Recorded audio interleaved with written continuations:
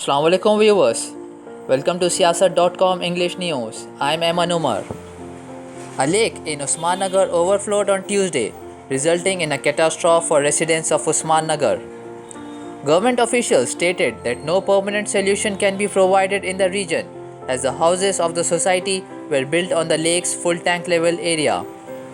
The water from the lake reportedly created a flood situation which has led to more than 1,500 people from 300 houses become homeless in the area. According to the local media reports, the residents are stuck in the adjoining Usmannagar with knee-deep water. As some residents were seen shifting their valuables to be safe from water, others were just waiting for the water to settle down. The locals in the area claim that the civic authorities have allegedly ignored their requests despite their regular raised concerns. The locals reportedly demand the officials to provide a permanent solution to drain out the excess water. Sahitya Academy award-winning writer Muhammad Beg Ehsas had passed away on 8th of September after suffering COVID-19 related issues coupled with a cardiac attack 2 days ago. He was 73 years old. Ehsas had superannuated from the University of Hyderabad 6 years ago as professor of Urdu. He was admitted to the Asian Institute of Gastroenterology in Kachibowli 17 days ago after developing COVID-19-like symptoms. The doctors then put him in the intensive care unit from where he never returned. He was also put on a ventilator.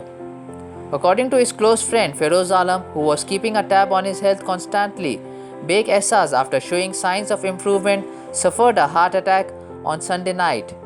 Though he survived the attack, his general condition had deteriorated. Alam, an associate professor at Maulana Azad National Urdu University, informed that a decision has been taken to put him to rest after night prayers at the graveyard in Paramount Colony in Toli Choki.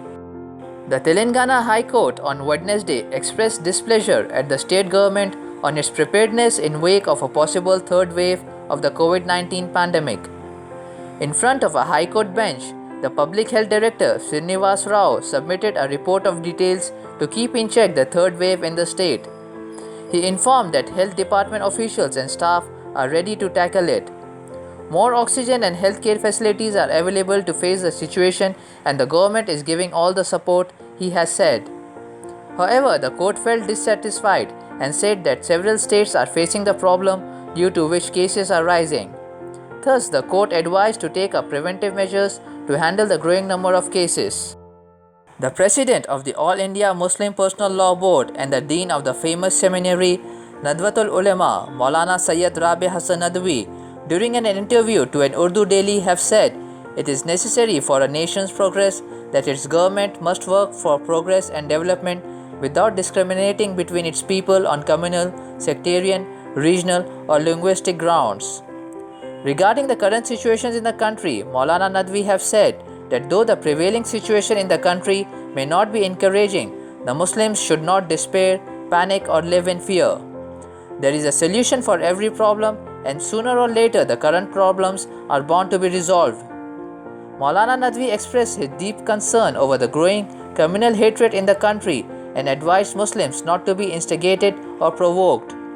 Maulana Nadwi appealed to the Muslims to increase their interactions with other communities and try to remove misconceptions from their minds regarding Muslims and Islam and leave the rest to the Almighty Allah.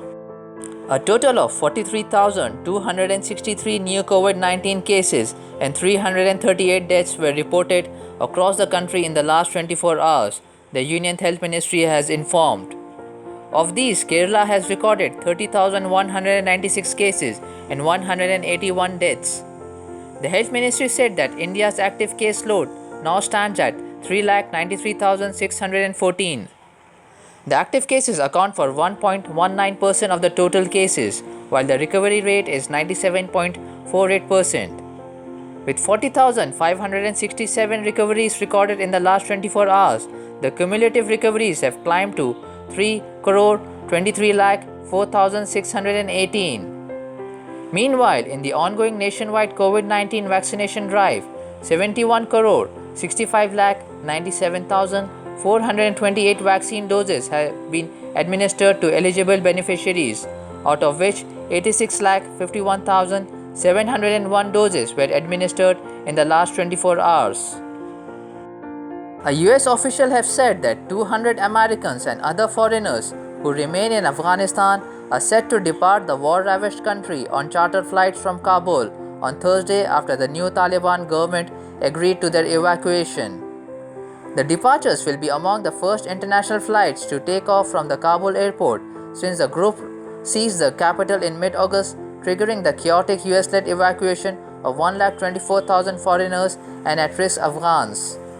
The move comes 2 days after the Taliban announced an interim government made up mainly of ethnic Pashtun men, dashing international hopes for a more moderate administration. The Taliban were pressed to allow the departures by US Special Representative Zalmay Khalilzad, the US official have said. The official could not say whether the American civilians and other foreign nationals were among the people stranded for days in the northern Afghan city of Mazar-e-Sharif because their private charters had not been allowed to depart.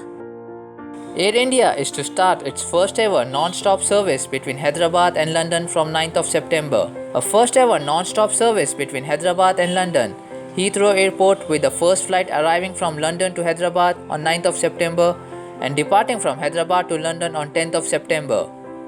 This will further strengthen the connectivity of the India-UK sector. The flight will operate twice a week with a Boeing 787 Dreamliner aircraft with a capacity of 256 seats, including 18 in business class and 238 in economy class configuration.